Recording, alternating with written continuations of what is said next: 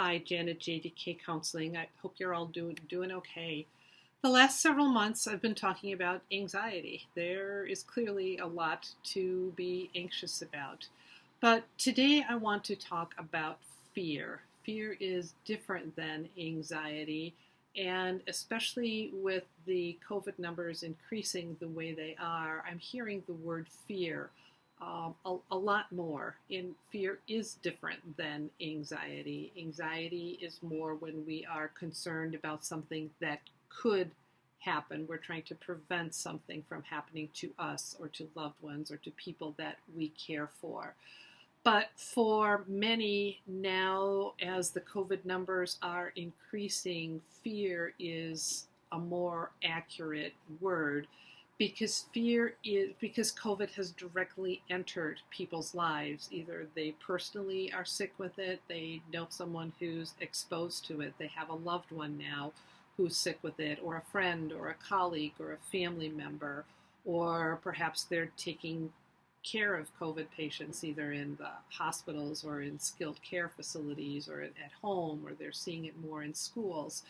And so there's a real fear of direct exposure now, direct harm, of bringing it home to family members, not knowing whether we're the ones who are going to be asymptomatic or are we going to be the ones who are really sick or somewhere in between. So fear is a normal response to what is now a real threat to so many people. And again, fear is normal. It is not something to be ashamed of. We are wired to have fear when there is a threat to our health and wellness as well as that of people that we love. But what's also hard with this is that when there is fear and big existential threat like this, we also have big emotional, spiritual, psychological questions that we just don't have time to ask right now. Questions about meaning. This throws our whole world out of order. It's not supposed to be this way. And what are we supposed to do with this? The feelings of, I didn't sign up for this. Many healthcare workers are feeling this way, and that nobody could possibly cope with this long term. And how am I going to cope with this long term? Feeling trapped for many people of having to make impossible decisions in a situation where there are no good answers. Feelings of being trapped, wondering what happens if I get sick, what happens to my kids.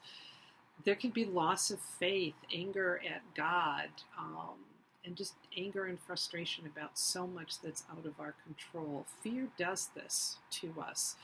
And because we're so busy coping with the reality of all that's going on around us, we have to tuck all this big stuff inside of us.